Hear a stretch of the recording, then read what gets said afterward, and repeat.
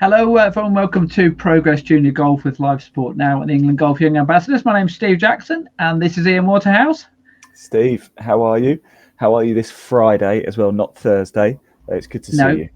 Yes. So for those who are wondering why we didn't go out on Thursday, it was because someone was watching a European game. And I did see with that particular European game that the manager involved in that particular European game in the press conference afterwards got a little bit tetchy with a journalist asking him some questions. Was that you, Ian? It certainly wasn't. No, I did have the pleasure, though, of going up to watch West Ham v Bayer Leverkusen up in the East London last night. So that's why, of course, we couldn't go out Thursday. We're going out today instead. So although you did still catch up with our guests yesterday, didn't you, Steve? Yes, I did. I did all the work yesterday, whereby you enjoyed a nice round, well, not a round of golf, watching the game of football kind of thing. And actually, for West Ham standards, it actually wasn't a bad performance by them, was it? It was very good. First half, especially. Second half, referee. I'm not a West Ham fan, by the way. I'm a Leeds fan, but I still enjoyed the game anyway. And so, yeah, West Ham did themselves proud. Good. Right, that's football. This is golf. This is junior golf. This podcast is all about junior golf. It's about the next generation of golf. It's about getting more boys and girls playing the game of golf. This is show number 56. It might take a while for you to do that. Yeah. That's it, 56. Well done. And actually, I've been looking back at the different subjects that we've covered in junior golf. It's amazing how many different subjects you can cover. I mean, we've done English golf, Scottish golf, Irish, Welsh, counties, parents, clothing, funding, minorities, girls, ethnic minorities. We've done elite golf. We've done the Golf Foundation, the Faldo Series Junior Open, safeguarding, sustainability, etiquette. And let me tell you, they were all in the first year. Jeez, I've not even mentioned the ones that we did in the second year. Unbelievable. Yes. Now, in that first year, we did do a podcast, though, on health and fitness, but we didn't go into too much detail about nutrition and diet. So we're going to put that right, because we are going to cover that in today's podcast. And as you mentioned, I spoke to the guests about it yesterday, but it's obviously going to be going out today on Friday with the help of PGA professional Steven Hughes and personal trainer Rees Hemmingfield. And Rees, who works at John O'Groats Golf Club, works alongside the club professionals and works at their fitness and health and diet and that type of thing. So fascinating talking to them. What's your take on it? Obviously, you weren't part of the conversation last night, but what's your take on diet and nutrition, Ian? Well, believe it or not, Steve, this might surprise you, but in a former life, I used to run a gym.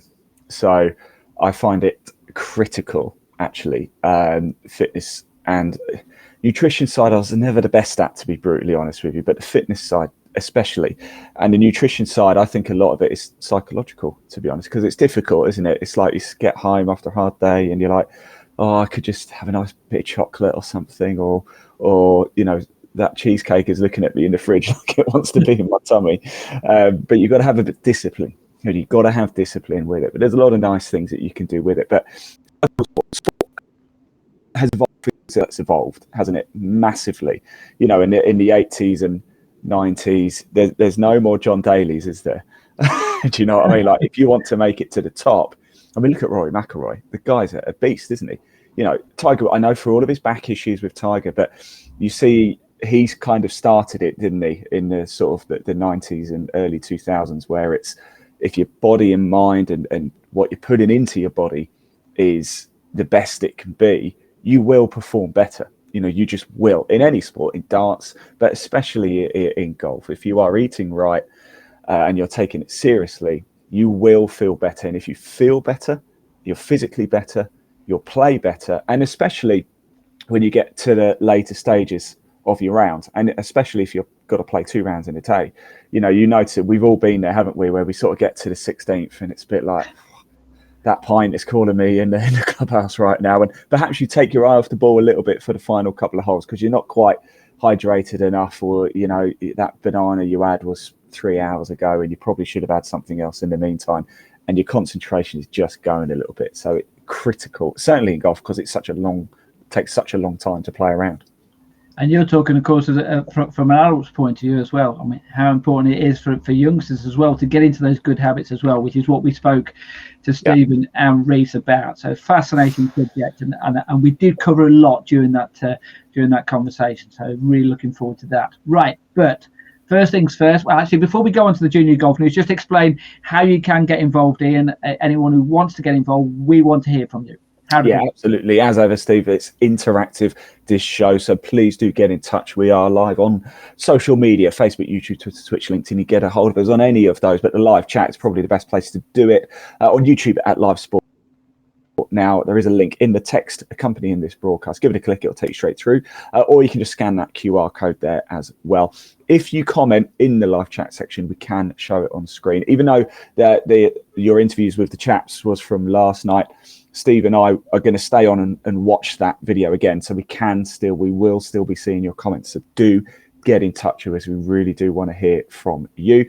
Whilst you're over there as well, just hit that little subscribe button. It really helps us bring you even more live sport in 2024. As well as that, there's another link in the text to this broadcast, and it's a link to that man, Steve Jackson's website, progressjuniorgolf.com. Do check it out if you're a parent or a teenager or whatever wants to find a golf tournament for your juniors. There is no better place. I'm not just saying it because Steve's sat there. Generally, nobody else anywhere has put any attention. And of course, the beauty of it as well, Steve, for your website is that I know you run the Shires Junior Golf Tour, but you have all the other tours in as well, don't you? It's not like my tour only, so I'm only going to pick my dates. It's for junior golf across the UK and maybe moving into Europe a little bit too. Hold fire on that, because this might get mentioned in the news section. Maybe. We might have a little bit in the news section about this. Right. First things first, then let's do the junior golf news then. We did a podcast last week, so therefore quite a lot of was covered in the last podcast. And obviously now we are out of the Easter break, not so many tournaments, but there was a couple of big events. The Selborne Salvo, which took place at Blackmore Golf Club, was won by Oliver Toya from St Neots Golf Club. Got a photo of Oliver with a trophy there. What a great trophy that is. He shot 66-69 down in Hampshire, won by one stroke from Jack Drury from Stratford-on-Avon. He shot 66, so 68-68 was Jack's score. So well done to Oliver there. The Duncan Potto, another competition, took place over in Wales at Southern Down Golf Club, and Caelan Burford was the winner from Rudland Golf Club, a golf club which you know, Rudland. You've been there before, Ian. I do know Rudland. Yep. That was a 4-round tournament, took place at Southern S, and Caelan shot 70, 73, 70, and then a final round of 71. He won by 2 strokes from Thomas Saville from Glamorganshire Golf Club, who shot 68 in the first round. So well done to Thomas for the good score there. And then third place was Sean David from P&K, which is Pyle and Kenfig, if you know your golf, but it's affectionately known as P&K Golf Club, and he finished in third position. So that's as far as the junior golf results was concerned, though. But you mentioned a little earlier, Ian, about the Progress Junior Golf website and the events which go on there. And I just wanted to highlight a few of the competitions tours which are taking place over the weeks and months ahead. So just before you do, can I put the breaking news banner back up? You can do if you want, yes. Is this some is it? It kind of. It's imminent possible breaking news. But you can put it along if you want, and then we can. Okay. Say how wonderful we are. I'm going to put it up like that. Kind of breaking news, yes. So I don't want to tempt fate on this, but we have been in discussions, Progress Junior Golf, with England Golf about getting our website on as the almost like official website out there for golfers, junior golfers, to say where you go and play in junior competitions. We've got some more meetings coming up in the next few days or so to try and get it out there. But basically, we are a website, as you mentioned earlier there, which tells people where the competitions are in the country, not just in England as well. You know, we cover we have events with, the national events, British Junior Golf Tour, the Robert Rock, We Wonders, the Faldo Series, some of those events which, are tours which take place across the country, UK Kids, US Kids, golf. We've got all the junior events, the junior opens, golf union events, national competitions. That's England, Scotland, Stephen Gallagher Foundation, Paul Laurie. Actually, the Paul Laurie Golf Foundation, they contacted me last week to say one of the events that I had on there wasn't one of their official events, and actually by having a conversation with them and saying, and actually we got to the bottom of it, and it was actually it was something which they were involved with, but it wasn't actually one of their official events. It was something which Paul Laurie had put his name to, but it was, so it's great the fact that we had this conversation, and we are working independently. I don't take anything out of the Progress Junior Golf, so it's the whole point of it is just try and get the message across to parents, to kids, to golf unions, to golf tours, the fact that there is something out there whereby if you want to find out where you can go and play an event, go on there, and it's on there, and hopefully it's of use for everyone. And like I say, hopefully we're going to get the national backing, whereby they're going to try and push, in a weird way, they're pushing my website to then push my website towards other websites, and that's the whole point of it, is the fact that we're all trying to work together to try and get the message across. You are the gatekeeper, Steve Jackson, the gatekeeper to junior golf. There is the website, everybody. Give it a click. You can type it out, www.progressjuniorgolf.com. There is a link in the text accompanying this as well, where it says visit Progress Junior Golf. Just next to it is a link. Give it a click. It'll take you straight there. You don't have to type it out. Easy peasy. That's it. And if you are a county golf union, or if you're a golf club and your event is not on there, then tell me about it and I'll get it on there. So we'll get some players to come and play in your events. That's the whole point of it. So that's what Progress Junior Golf is about. This, though, is the Progress Junior Golf podcast, and we cover a lot of different subjects within this podcast. And we've got another big one today. Like we say, we had the podcast, the interviews with the guests yesterday. We're going to be covering nutrition and diet, which is vital in junior golf. It's vital in golf. It's vital in sport. So that's one of the reasons why we are going to be covering it today. And I'll let you take over, Ian, and just explain, or just press the magic button, and then we will be there, and we will be covering that subject. We are now going to hand over to Steve. You, of course, with your guests from last night. Again, everybody, just remember, please do get in touch.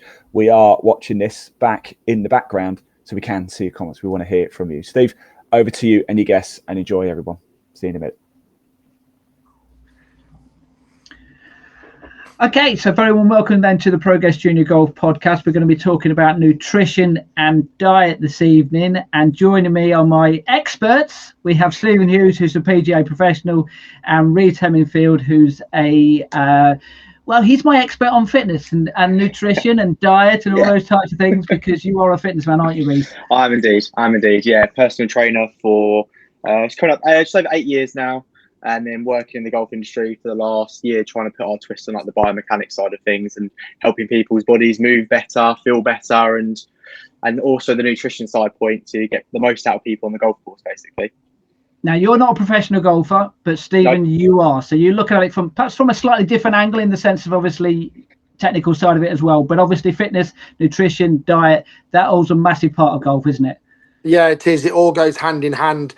Without the nutrition, the fitness, it's very difficult to be able to perform and play golf at a high level. But even just a club golfer spending sort of 4.5 hours, 5 hours on a golf course on a Saturday morning or a Saturday afternoon, not having the correct nutrition is very difficult. And of course, in juniors, it's very different. Now, obviously, this podcast is about junior golf. I'm sure we are going to touch upon adults as well and how important it is for them. But let's start off then. Let's talk about it then, because, if I'm being honest, when I was playing golf from a very young age, nutrition, diet, perhaps even at professional level, it just wasn't even talked about. I mean, I think, but from your point of view, Stephen, you'd probably say that Tiger, when he first came in, suddenly he started bringing those things in, and it's revolutionised the sport, hasn't it? The way that it's looked at. Yeah, it has. I mean, in professional golf, if you look back just to 15 years ago, you had Tiger Woods and a few other players looking at nutrition and how it can improve their ability to perform on a golf course. And then that's when you started to hear people about having training programs, nutrition programs. Their team of, let's say, professionals around them went from being a golf coach and somebody that would help them out on the golf course with the psyche start, the mental side of the game.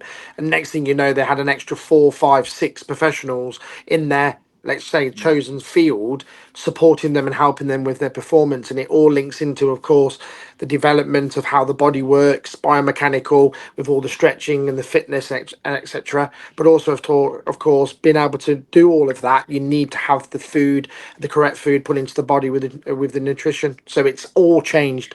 Golf in the last sort of 10, 15 years has completely changed. And all of the golfers now are, in my opinion, athletes. They're not what they were a few years ago, where they they wouldn't even go to the practice area to warm up. Some of them would go to the club, get themselves a large, let's say, full English breakfast, go to the putting green, hit some putts, and disappear onto the golf course. And from your point of view, Rees, someone who has been in the golf industry for a few years now, but came from the background of fitness, did it surprise you the fact that golf perhaps didn't have that fitness angle many years ago, and it's taken so long to come in? I think it feels like golf has always sort of been looked at not respected enough as a sport, if that makes sense. It's almost been people will go, oh, golf isn't really a sport, golf isn't really about all those sort of things. And I think it's sort of got to the stage now where performance is such a key and important part of golf, and it's even ever since Tiger, for example, the last 20 years, the amount of eyes on golf is more as well. So obviously that brings in more money, that brings in more people, and then all of a sudden people want to perform better, win more tournaments, grow more. So golf was always going to have to take that next step up. But compared to other sports that, like professional footballers, for example, it was almost like it wasn't seen to be at that level. And definitely now it's on that trajectory of just going up. And like you say, performance from a nutrition standpoint and from a biomechanics standpoint has definitely, become much more important and much more relevant in the golf game. And everyone's trying to chase more yardage and be more efficient. And, and that's just, that's from my perspective, even from like working in the fitness industry for 8 years. The thing about the fitness industry, which is similar to like golf and everything else, is always growing and it's always developing, and there's always another study that comes out which supports something else that originally wasn't supported by that something else. So it's really cool to see, and it's really cool to see your amateur golfers at your local golf club actually wanting to take that side of things a lot more seriously. And inevitably that we're talking about the top level of them learning how important it is, diet, nutrition, how important that is. That filters down, and it filters down all the way down to youngsters then. And that's obviously what the podcast is about. It's about youngsters. It's about how they need to learn these type of things. So let's delve deeper into that then. Let's start off let's talk about diet then, first of all, then, because and we'll start off with very young golfers then, because if we're being honest, they probably wouldn't think about it, So from your point of view then, Rees, how do you deal with very young, it doesn't necessarily have to be golfers, but just young people, and getting them having the right diet to be able to play sport? I think you've almost got to make it a bit exciting, but really, really simple. Like, agreed. At that age, they're like sponges. They're going to soak up and latch on to any information that you give them. So you've also got to be careful, because you've got to make sure that it's the right information, and you've got to be careful with your wording and how you word things to people, because they pick things up very easily. But yeah, keeping things really, really simple. For example, do you drink enough water when you go out and play golf? Like, how often, people go out and like dehydrate and don't drink enough water? It's very, very common. So it's like, for a youngster getting into it, it's like, it's a hot day, to say, well, have you got your bottle of water with you? Have you drunk 2 bottles of water during your round? As an example to start off with.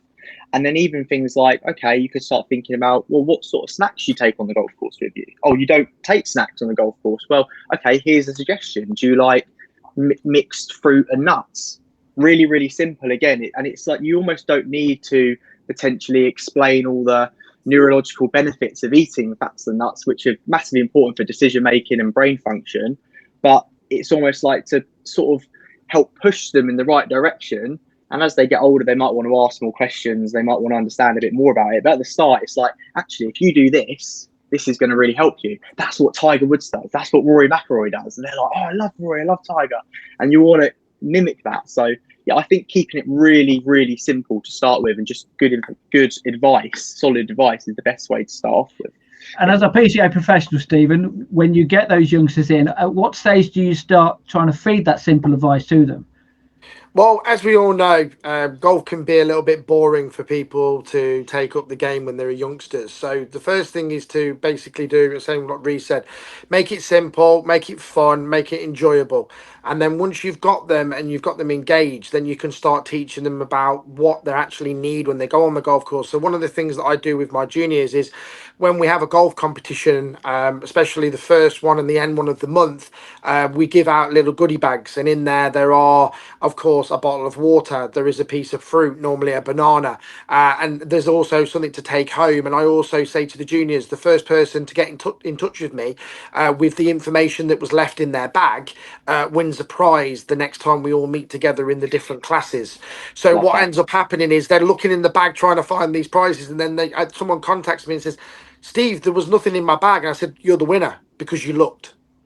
Oh, that's awesome. So That's really cool. it's about engaging with them, and I'm a very lucky man. I will admit it. With having my mum as an early years expert, I've always been around children all of my life, from a young age till now, being a PJ professional and teaching them. And one of the things that she always has ingrained into me is whatever you teach, it's something that has to be fun. It has to have a goal to get to, but the journey on the way needs to be as simple as you possibly can. And as Reece said, when it comes to learning new exercises, learning a new technique, learning about nutrition, there has to be a plan put in place that has a start, a middle, and an end. And every single platform that you go across has to be enjoyable and fun. And the main word, of course, is simplicity, making it simple. Okay, let's talk then water. You mentioned there, Reese, about Mm. drinking water as you're going around golf. Generally speaking, we're talking about younger golfers here. They're probably only going to be playing 9 holes, but that's still going to be 2 hours on a golf course. And it doesn't have to be a hot day for them to need to have the water, does it, Reese? No, no, especially when you're doing any sort of form of physical exercise or just going about your day-to-day life, there's a requirement on how hydrated you are. You can get really technical and think about it that a golf swing is a series of a lot of muscle contractions that happen very, very well timed, very quickly. And water is, and being hydrated is a vital part of that sequencing happening correctly. Basically, for any young person listening, that if you don't fire them all together at the same time in the right order, you're going to miss your shot. It's going to be a bad shot. You might shank it. I don't want to say shank it, but you might shank it. You might hit it thin. You might hit it fat. So it's such a small margin that water is vitally important, especially when you consider that the golf swing is just a series of a lot of muscle contractions happening at the same time. So hydration is massive, and not just like you say, for playing 9 holes, even just going about your day-to-day life, being able to make good decisions. So helps your brain function as well, which is massively important.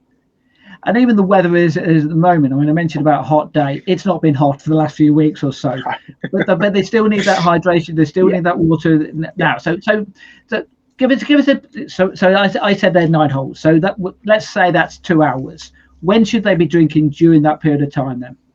Well, something that like Nick and I, my colleague that work with at the golf club, with one of the things that we always like to think about is to try and split things up into like 3 holes at a time. Yeah. If every 3 holes you can have like a big sip or a big gulp of water, that's just a really simple way of doing it, because you're probably going to get through at least a bottle in that sort of period of time you're out playing. So yeah, every 3 holes, big gulp of water, put it back in your bag, and then feel, okay, I can just focus on my golf now, opposed to thinking about, am I drinking in between shots, walking to the tee, when I get off the putting green. Just every 3 holes, big gulp of water, move on. And what about you, Stephen? As we're talking about a round of golf here. When you're doing coaching with someone and you're coaching them about playing a round of golf, one of the things as a PGA pro is you don't want to get too many thoughts in the head technically about how to hit the golf ball and things like that. At the same time, you don't want to overload a child with, you need to drink after 45 minutes. Is that how do you get that message across to them when you're doing the coaching? Yeah, this is something else that I've done as well. So if you imagine you've got a scorecard and you've got 6 holes, 6 holes, 6 holes, and that, of course, is 18. Now, not all age groups will play 18 holes because it's too much for them. It's physically demanding and it's a long period of time out there, and their attention spans start to drop as they play too many holes. So if you imagine that we've got a little bit older juniors and they do play 18 holes, one of the things that I've advised them to do is every 6 holes, make sure you have a drink, And also on top of that, make sure you have some sort of snack. And that's where the snacks and things we go towards what do you think is good for you. And then we have like a sheet of paper that's the do's and the don'ts of what snacks you should have and what snacks you shouldn't have. We have one guy that always has a massive, huge pack of Haribo sweets in his bag. And we try and explain to him that this is not. This is not what you should be eating on a golf course, but I'm not going to argue with you. I think that's my bag you're talking about. It could be your golf bag. And as far as the drink is concerned, obviously we've talked about water there, and we remember watching the World Cup a year or so back, whereby there was the famous press conference where Cristiano Ronaldo had a Coke bottle, I can't remember which one it was, whether it was Pepsi or whether it was Coca-Cola, and he moved the bottle out the way and put his mineral water in front of him. There's different types of liquids that you can have. Some of them are good, some of them are bad. How is that with you, Rees? How important is it to try and get them to drink the right type of liquid, not just liquid, but the right type of liquid as well? Yeah, because that's when you go down the route of like looking at like hydration supplementation sort of thing, like Lucozade and MGP is like quite a popular one, which is, again, it's not to discourage it because it is vitally important. It's like another form of hydration. You need to replace like the electrolytes you lose from sweating and stuff like that. But I think, like you say, when you're going like, it's almost like you've got two options. It's like, do you go down, okay, you want something sweet, is a Coke or a hydration beverage like an MGP going to be more beneficial? It's like, well, the Coke's going to give you a bit of sugar and it's going to give you a bit of a burst of energy, but is it really going to work with hydrating and trying to make you perform better? Not really. When you go down the route of like looking at a hydration drink, again, like Steve was saying, it's that thing of you want it to be really simple, and I could go and explain all the reasons why that's important, but it's almost just to say, actually, I don't know if Steve would agree with this, it's to be like, just this is the better choice for you, opposed to like, and just say, well, this is the better choice. And like you say, if they need to know, or parents or whoever wanted to know later on, you can always explain that. What about taste? Because water, generally speaking, is pretty tasteless. Whereby, people might just like the taste of having a Coke. They might like the taste of having an orange juice or whatever it happens to be. With you, Steve, is that a case of almost like trying to convince them that kind of forget the taste? Actually, this is better for you. Yeah, I won't lie. It is very difficult. Talking to juniors and trying to get them to understand that water is the best thing for them to drink. And another thing as well, when they're out on the golf course, we all know that water temperature rises very, very quickly, normally because it's in a plastic bottle. Cans and things are normally in tins, so the temperatures stay a little bit lower, so they feel when they're drinking it, it's a little bit more refreshing. One of the things that I say to the juniors is, water's good for you, but why don't you mix it, of course, with a Lucozade or something different, which is the same as what Reese said before, the hydro drinks. Just make it a little bit different. Or the other way of doing it is you can now buy little small containers of like basically cordial, hydrate cordial, and you can actually put a little bit into, of course, the water, and it changes colour. It tastes a hell of a lot better, and they actually enjoy it because it's got that link to drinks that they have at home. For example, Robinson's, etc., fruit drinks that they have at home at the dinner table. So the nutrition's being looked at massively in a big way in junior golf, but we're still at that stage where it still hasn't moved on from maybe 15 years ago. And also, Rees, I heard this a few years ago. I'm sure you're going to back me up and say that this is true. But when you feel as if you're dehydrated, it's too late almost. You've gone past the point of you need a drink. You should have had a drink to avoid that scenario.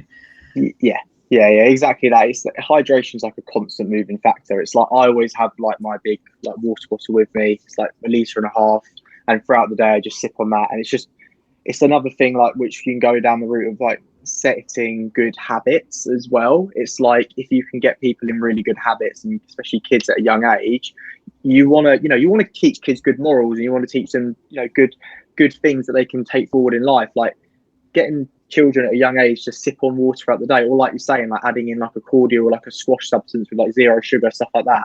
It's just just getting them to constantly sip on that throughout the day is just a good habit. So yeah, but you want to be trying to avoid that feeling of, I'm really, really thirsty and I really need a drink, whereas you actually should just be constantly almost topping up, opposed to like letting your tank drain all the way to empty. You always want to be always topping it up the whole time. Also, Steve, as well, I don't want to go into too many graphic details here as far as this is concerned, but when you're drinking, it's the old adage, what goes in must come out. Yeah, and obviously there'll be people who think, well, if I keep on drinking, I'm just going to have to keep on going to the toilet too often. Yeah. As someone who's a little bit older, that can be an issue. Is that something which you have to bear in mind, and in particular with girls, shall we say? Because in theory, boys, Yes. they just go into the bushes or whatever, whereas it's a little more difficult with girls on a golf course. Is that something you have to bear in mind when you are trying to explain this to them? Yes, it is a difficult thing because, of course, when you're organising junior events, you have to have, of course, your team around you that are helping you to organise them. And then, of course, you've got volunteers. And a lot of the time, because the juniors are a certain age, they'll have somebody with them going out onto the course, making sure that their etiquette, their behaviour, what they're doing is correct. And, of course, no one gets hit with a golf ball or a golf club.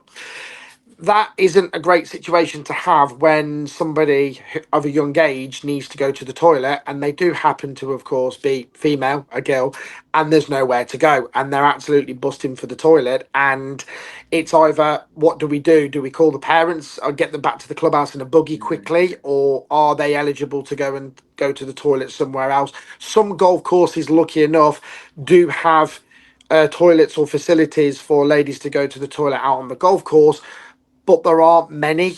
So yes, this does open up doors for confusion, embarrassment, and problems that can occur when you are out on the golf course. Because as you know, 9 holes with juniors is probably a good 2 hours or so, and if you're playing 18, it could be 4 to 5 hours, and it's a long time being out there.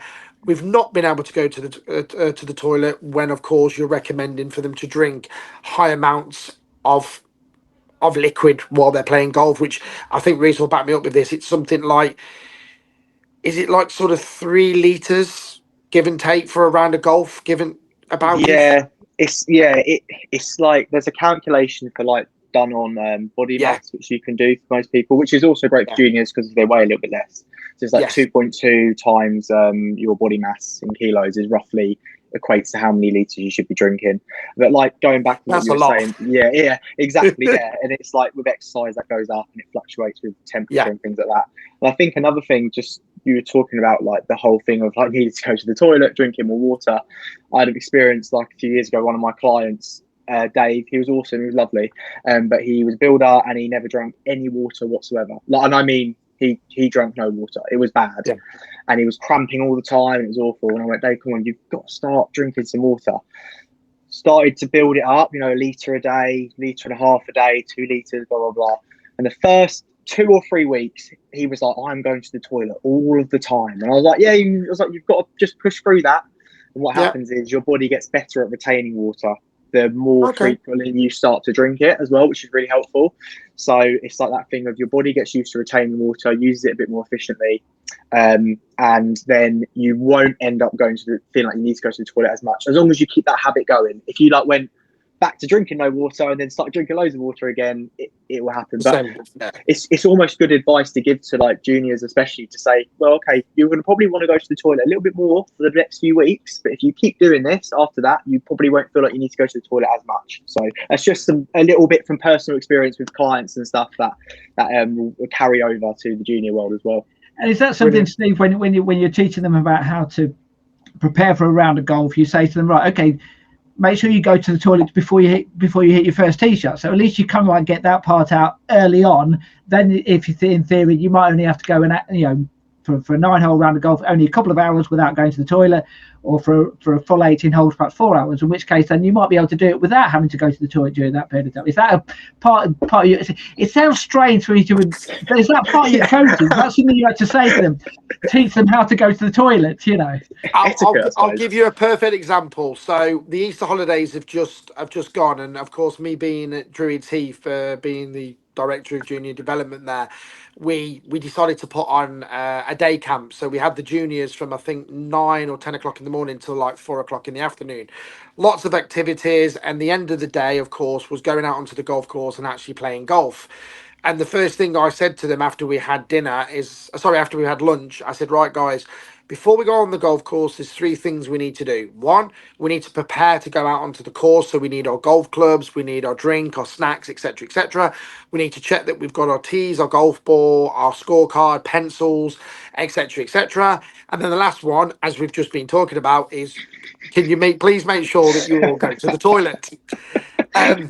Let's just say one child, we got out to the furthest part of the golf course after 3 or 4 holes, and he needed the toilet. and I said, "Do you want to go? Do you want?" I said, "No." I just said to him, "Do you want to go over there to the toilet, or do you want to go back to the clubhouse?" And he went, "I want to go to a toilet." I was like, "Okay." So I had to call my colleague to get him in a buggy to take him back to the golf club for him to then go to the toilet to then come all the way back out to the golf course. So it was about a 15, 16 minute turnaround from going furthest part of the golf course back to the toilet, then back to the and if you imagine running an event and there was 9 or 10 children that decided to do that, it would be an absolute logistics nightmare. Right, we've obviously spoken quite a lot about drink now and how that Yes. how important that is, how you need to work your way around it. We need to talked a lot about going to the toilet. Let's talk about food now, then, because obviously that is also a vital part of refueling, making sure that a golfer is ready for that round of golf. So just explain a little bit then, Rees, about the importance of food. It sounds an obvious question, but just explain how important the right food is at the right time and how important it is to a golfer. Yeah, of course. So just break it down really simple. Food is energy. Food is what makes us move and makes us do things and gives us the ability to stand up, walk around, play golf. So having the right food in your diet is massively important. You look at the main sort of energy sources. So carbohydrates is your main energy source for muscle contractions, which is just you being able to go around and hit a golf ball. So things like potatoes, rice, pasta, those sort of things, your starchy carbs, vegetables, which are your fibrous carbohydrates, which are also massively important because vegetables are packed full of loads of nutrients as well, which also contribute towards that. You then go down like the protein route, which is, your fish, your meats, your eggs, those sort of things, which is what's important for your body to recover after training and after playing golf and practicing and doing your lessons with your coaches, all that sort of stuff. And then you've got your fats as well, which are really important for your brain function. So making sure you're making good decisions on the golf course, because as Steve probably know from experience of going around with amateur golfers and junior golfers, it's how many good decisions can you make in a row, really, isn't it? And basically fats are your food for your brain. So you split them into those main 3 groups. So if you had a meal consisting of a little bit of olive oil, pasta, loads of vegetables, and a chicken breast, that's a pretty balanced, healthy meal, for example. Now, if there's a junior watching this, hopefully there are lots of juniors who watch this podcast. There'll be a lot of that stuff, and it'll go way over the top of their head. Yeah. So, as a professional golfer, Stephen, when you're trying to explain that to them, we said keep it simple, but there's a lot of technical things within what Rees has just said. Then, how easy, how difficult is it to try and get the simple message across about that? In a nutshell, it's pretty much impossible because the juniors love everything that's sweet. So I always talk to them after they play around a golf, 9 holes or 18, depending on what we're doing. And I always say to them, "How do you feel at the end?"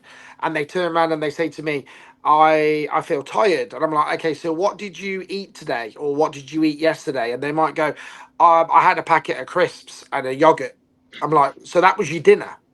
I said, "Well, what do you put in your car? Or what does mum and daddy put in the car?" And they go, "They put petrol in." I said, "Well, petrol makes the car run, doesn't it?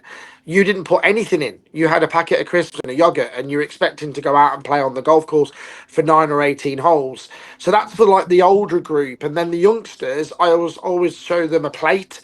And I say, if you can have 2/3 of the plate being really good, healthy food, then the other third can be whatever you want. So it can be sweets, it can be chocolate, it can be yogurts, it can be crisps, and that's how I keep it really, really simple with them. And I'll be honest with you, it can be an absolute impossibility with them. I've had children turn up for a competition and they've got a packed lunch, and apart from their sandwiches, every other thing in their sandwich box is just sugar, sugar, sugar hit. Just everything is just compiled of.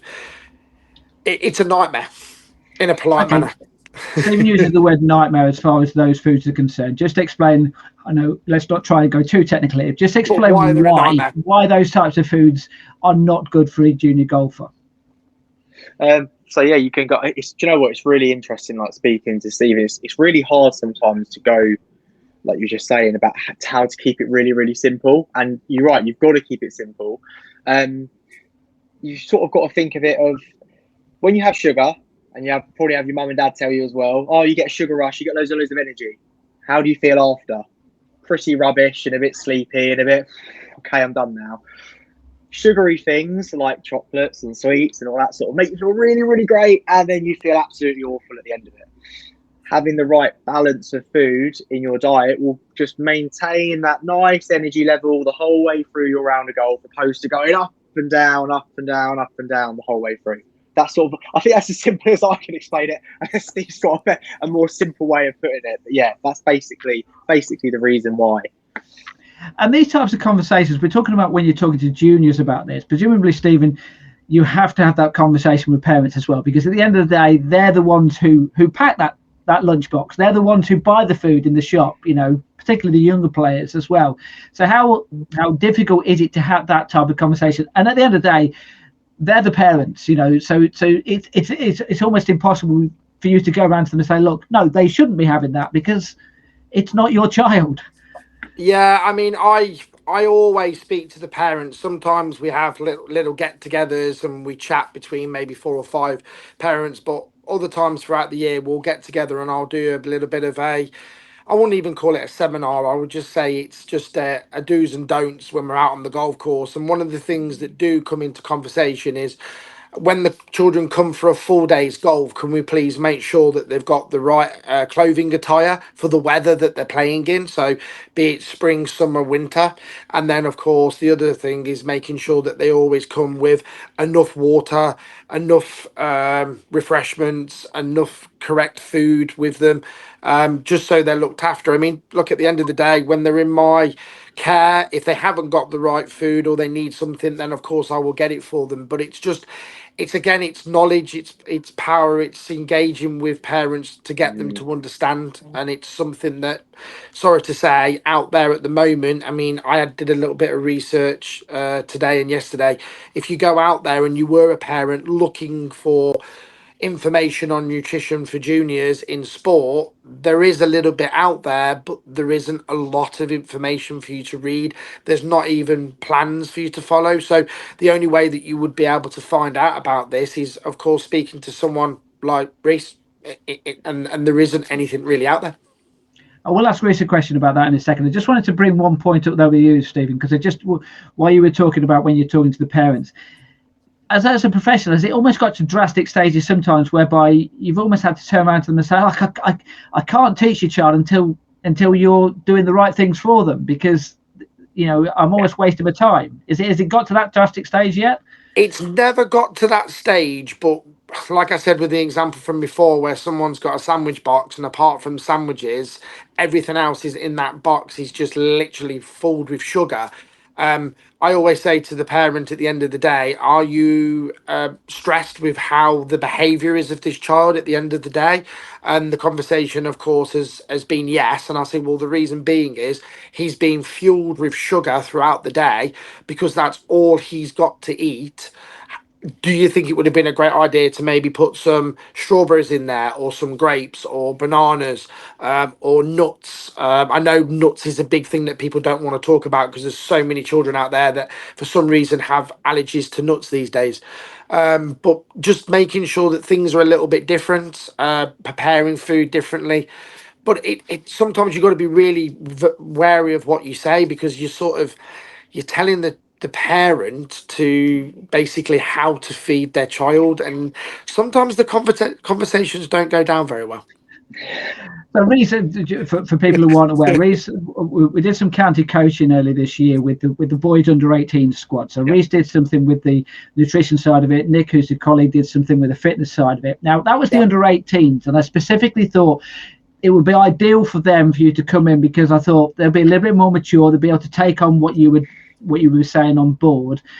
Your experience, was that the case? And then come back to me and go, are the under 16s, are the under 14s, are the under 12s ready for that type of conversation? And how would you do a different type of talk for those different age groups? That's a really good question. It's the boys are really good. Actually, they responded really well. I was actually really nervous because I knew that when I was 16, 17, I didn't want to listen to some guy presenting a slideshow on nutrition. And I said that to them as they walked in. I went, look, I know none of you really want to sit here and just watch this slideshow, but we're going to openly have a talk about this and try and chat and engage with people. But it's really tough. I think the boys did really well, and considering some of them were about 15 as well, some 15, 16-year-olds in there, I think they did take it away. But again, like the same thing applies. I think I would actually go as far to say as it's the same thing for adults. I've personally trained a lot of adults and coached a lot of people, and you have got to keep it so simple. Not everybody needs to know the science and the reason why. Yes, it's important. And if you get asked that question, like Steve was saying, when you have to speak to the parents and say, there is a reason, there might be a reason behind why the behaviour on the golf course wasn't quite as efficient as it could be, because the packed lunch wasn't quite there. But don't worry, here are some really nice steps that you can take and a few things you can introduce that I think will really help your child's performance. And I think it's so tricky how you word it. And I think as you go down the age groups, I really like what Steve said earlier about that whole thing of having a goal at the end of it as well. You're giving them a task and saying, well, at the end of this, there's a goal to this and you've got to work towards it. But I think it wouldn't change too much. I think especially if they're going in or if they come from potentially a background where nutrition isn't at the forefront of their mind and potentially like lifestyle factors and things like that. I think just start off really simple and just understand, well, this is really good for you. This will, again, bring it back to, this will make you better at golf. Like, what do your favorite golfers do? Well, they do a lot of this stuff. And basically just, again, it sounds like a broken record, but simplicity and just giving people a cold hard fact of, if you drink more water and you stay more hydrated, you will play better golf. Simple as. And I think that's probably the key to it. Right, I'm going to play devil's advocate, and I'm the devil here, because I'm your worst nightmare, because at a very young age, my diet was terrible. It was I was your typical fussy eater, didn't eat vegetables, ate a lot of chocolate. And if I'd have gone to Stephen's coaching session, if I'd have come to your nutrition session and you'd have said, no, you're not allowed to have chocolate bar, I wouldn't have eaten anything. Yeah. But I play golf, and I played golf. I could play 18 holes. I could play, 27 holes in the day at a young age. I could cope, and I'd be your worst nightmare. But if you put me in a team and you turn around to me, and Steve, I use the word with Stephen whereby drastic measures as far as the parents is concerned, I probably wouldn't have been playing golf if I'd have been in that scenario, because Stephen would have said, well, if you're not going to do what I'm telling you, then you're not going to be part of my team, in which case I would have dropped out the sport. And how much of a risk is that, the fact that you could put people off by having these measures? They're good measures, but also, like I say, I'm devil's advocate here, but you know what I'm saying, hopefully. What's your take on that, Stephen? For me, this is where it's the behaviour of the child. So this is where it sort of links into the development of a child's brain at different age groups. So this is where you've got to then, of course, make it as simple as you possibly can with them. But let's say for you, as example, as a young child, you never really ate anything healthy. You always ate sweets and chocolate and everything else and cakes and loved it, which we all did. I won't lie, I'm the same. Still do. Yeah, still do. So in a nutshell, what I would probably do is I would put a plan together where when we're out on the golf course, I would say, if you hold this putt, or if you, let's say the next hole, you two put the green, I will let you have some sweets or a chocolate bar. There would always be a goal situation, but it would never be a situation where the child would end up stuffing themselves with sweets on the golf course. It just means that they would incorporate golf and goals in getting a treat, but they would still then slowly but surely being put into the direction or the path of eating healthy on the golf course. So, for example, if it is a child that eats extremely sweet, sugary foods, then why don't you just change it to strawberries and grapes if you get strawberries and grapes and you put them together, Reese will know this, very quickly the sugars inside both of the fruits mix together and it becomes a very, very sweet fruit. And that could take away a child eating chocolate or sweets like that. So And that's is it a gradual process as well? You can bring that in. So I'll give an example here. I won't name names of counties here, but there was a county girls team who went along the way to a county week, and the winning team basically, they all gave them proper fruit drinks. You know, there was no chocolate bars or anything like that. And one of the other counties looked at them and went, right, we're not going to give you chocolates. You're all having that next year. Now, they went from one extreme to the other in my mind, in the sense of if they'd done that gradually, whereby then it would have been accepted more. And, yes. and is that something you have to be aware of? Is the fact that if you bring in drastic measures like that, it can alienate your customers. 100%. I mean, it's the same as if you look at a technical side or you look at what Reese does for a living with the exercise and programs. If you go from one and go to completely other side of the spectrum of changing things, one, it puts people off, it puts them in a situation of the unknown. People don't like that, and then what ends up happening is you do get dropouts. You get people that say, well, I can't do this because the extreme is so drastic. I feel that now I'm not capable in doing this exercise, doing this motor skill, doing this performance of whatever I need to do. And because someone can't do anything, it's then the failure factor. I'm going to fail at this. I can't do it. So they all clam up and say, right, I'm not doing it anymore. That's it. Game over. Thank you very much and good night. And the problem is with juniors, once they get into that mindset, it's very, very difficult to bring them out of it. Adults, it's a lot easier because you can sort of coast them out. You can talk to them. You can find out what their feelings are and they'll explain it to you. Juniors in different ages and different developments of their stages of their body developing, brains, etc., it's so difficult. So that's why junior golf is so important at making sure that the information that is given out to the junior and given out to the parents is just on point. It's extremely helpful to the parents, but also simple and effective for, of course, the juniors in their different age groups. And let's talk about the terminology which is used here, because I'll give you an example. This is a story which has just broken this week about different sport, but it's Australian cricket captain Meg Lanning talking about her relationship with food, whereby she was eating basically 2 small meals a day. And the phrase that she was over-exercising and under-fueling, something which we've spoken about here. Let's also talk and that's at the high level.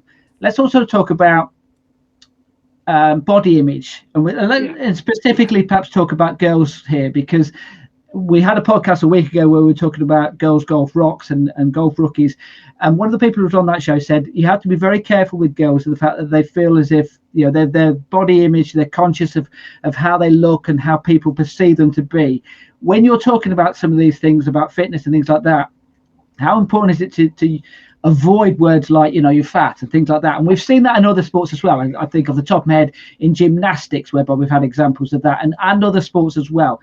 From your point of view, Rees, when you're having someone there, a junior, in a fitness scenario, and you're trying to teach them the benefits of fitness, how important is it and how difficult is it sometimes try not to go down those avenues which you really don't want to go down? It's such a good point. And when you guys were talking earlier about you've got to be so careful with the wording you use. It's when I first started training people, these are people that I've trained, adults, people that were children, like we all were children, and it's amazing how much of the stuff that they were told in their past life just carries on through to their adult life, and they develop eating disorders and body images, and it's such a sensitive subject, and it's so true that kids are so young and so moldable that if you mold them into the wrong things, that can stick with them just as much as trying to give them positive things as well. It's a very sensitive and it's a very important aspect of the game. And unfortunately, social media and general media outlets and they don't help. It doesn't help. What you see online isn't the real life. I spent, in between coaching and doing other bits, I spent 2 years working in about 18 months working in the film industry alongside coaching as well. And one of my biggest shocks when I was working on one of the films was the actor walked past. She's in her costume, and I thought, oh god, she looks a little bit like a bit pale in the face and didn't look very healthy, and didn't fill out her costume. And then she went behind the camera, and I saw her on the camera screen. And I was like, that's a totally different person. Like the way that the camera perceives that person is not actually how they look in real life. So it's so sensitive, and like you're saying, like young girls as well, where body image is so almost high, and it's always compared in media. This actress was overweight at this point, and she was at this point, and using the right terminology and the right words. I think, from my perspective, I want to give kids at that age, and boys and girls, as much positive experience in those gym environments as possible. And it's down to our generation coaching the next generation to show them the right things and the right way to talk about people and the right way to tackle these problems, not comparing themselves to other people or shaming other people for the way they look. It's in such a sensitive place, and it is really, really tricky, especially when I've seen how some of those children grow up and how it can affect them in later life. And just to it's point really here, sad. So I guess in recently, quite a lot of your coaching is probably one-on-one. With you, Stephen, Yeah. when you're doing junior coaching, it's probably in group sessions there. So therefore, probably even more so, you have to be careful about what you say, because then it's in front of other people as well. Yeah. When you're teaching juniors in different age groups, there's always going to be somebody that will say something in the group, and you've got to pick up on it quite quickly, and you've got to know how to deal with that person, as in the young junior, and explain to them that the words that they're using and the way that they're acting and etc is not acceptable. And again, it's like we said before, it can lead back to how they've been brought up or how they perceive themselves when they're on the golf course. It's just, in my opinion, in coaching juniors in groups or even one-to-ones, it's all about how you talk to them. Like, for example, if you're teaching youngsters, you get down to eye level with them, and you talk to them and you explain to them that the behavior that they're having at the moment is not acceptable. And would you be like this at home with your parents or with your grandpa or grandma? Older children, would you use that language, or would you act like that if you were out with your friends or out with another parent going out somewhere? And it is something that, sorry to say, and this is something that I'm always going to talk about, social media. There's so many children now under the age of 12 that have mobile phones, and the amount of stuff that they see on Instagram, Facebook, etc, and they perceive that to be real life, and it's nowhere near to what actually is. And that's where some of the behavior sets in. That's where we were talking about how you mold them and what they do in life, etc, and then moving on to sports, and then moving on to careers. They do sometimes get set in their ways, and that's just how they are, and that's how they're perceived by other people other people around them, and then of course also their own parents. And it is a difficult thing to deal with, but in my opinion, if it's dealt with straight away at the core, as soon as it happens, it then hopefully but surely will be something that will be taken out of the sport, or will get taken out of their let's say their area of whatever they're doing, may it be at school, may it be other sports that they're playing. We are coming towards the end of the podcast now, but there's just one more subject I just want to talk about as well, is different ethnicities as well, and different cultures as well, the way that they deal with food as well, because they're excuse my ignorance, I don't know exactly which religions there are, but the ones whereby they have to go 10, 12 hours during a day feasting. So how do you fit food and nutrition in that kind of program, whereby, if they're not allowed to eat during that period of time, then what do you do? What have you faced that, Rees, whereby you've had that conversation with someone and you've had to say, or they've come back to you and said, sorry, I don't eat that time of day? Yeah. I went to school with someone. I went to school with a few guys that had to do Ramadan and things like that, and it was always, I think when you're a child at that age, you sort of don't really understand. You're a bit like, oh, why are they not eating? And I think that's when it comes down to like being respectful as well, massively, to people's religions, and almost educating yourself as well. I haven't had to face that with anyone coaching myself personally, so it's really difficult. But I think if I was, the way I would tackle that is to ask questions, to learn as much as possible, and to be basically extremely respectful of that side of religion, and just try and implement advice where you can. But I think at the end of the day, if that's somebody's religion and that's their belief, you've got to be backing that 100% and go, well, that's 100% your belief. I'm here to support you. I'm here to help you. If you need me, if you need to talk, if you need anything, you've just got to let me know. And the same type of thing as well, Stephen, as well, is not just religion as well, but also dietary requirements. So, for example, I'm a celiac. I need to have gluten-free food. My son's dairy allergy, so he needs to have dairy. So, therefore, some of the things which you would want in my diet, Rees, I cannot eat, or I have to go with a slightly different version of what you want me to eat. Is that part of the process whereby you, as a coach, Stephen, you have to be very wary of the different requirements of the different players you're dealing with? Yeah, it's very true. This is one of the reasons why now, with golf developing and becoming what it's turning into, this is where having somebody like Rees on board in let's say, your group of expertise and what you're offering as packages, selling them to, of course, members of golf clubs and people starting up the game, etc., is we would be asking, what is a supplement that he can have or she can have that is going to help them with X, Y, and Z. And it's the same with everything. It doesn't matter sort of what you are allergic to or what you can't have. It's finding a path and then supporting them and explaining to them why they need this to help them with their process. And as I said at the start of everything, the start of the podcast, somebody wants to get better at golf, which is understandable, but their body physically can't move in them positions, and to do that they need to improve their body, and the only way they can do that is by, in a nutshell, seeing Rees. Okay, well, without blowing his own trumpet, then, Rees, just explain, if someone does want to get involved with you or any fitness expert, your advice to them, how would they go about doing that then? I think the first thing is, like, you've got to really get along with the person that you want to work with. The same with, you've got to agree with Steve, is everybody's got their own coach. People will love coaching with myself and they might hate coaching with me and want to train with Nick. So I think it's always about trying to build those relationships. That's one thing I'm really, really big on, is I don't want to just take somebody's money for a session. I want to get to know somebody before. And Nick always drills me for this. He's like, you do way too much for free. You need to start actually trying to make some money out of this sort of things. I think the best thing advice is find somebody you actually get along with, have conversations with somebody that's actually interested in you as a person. What are your habits, what are your passions, and what you want to achieve for, and then, like Steve was saying, is you want to be setting like a pathway in order to get to those goals, basically. So yeah.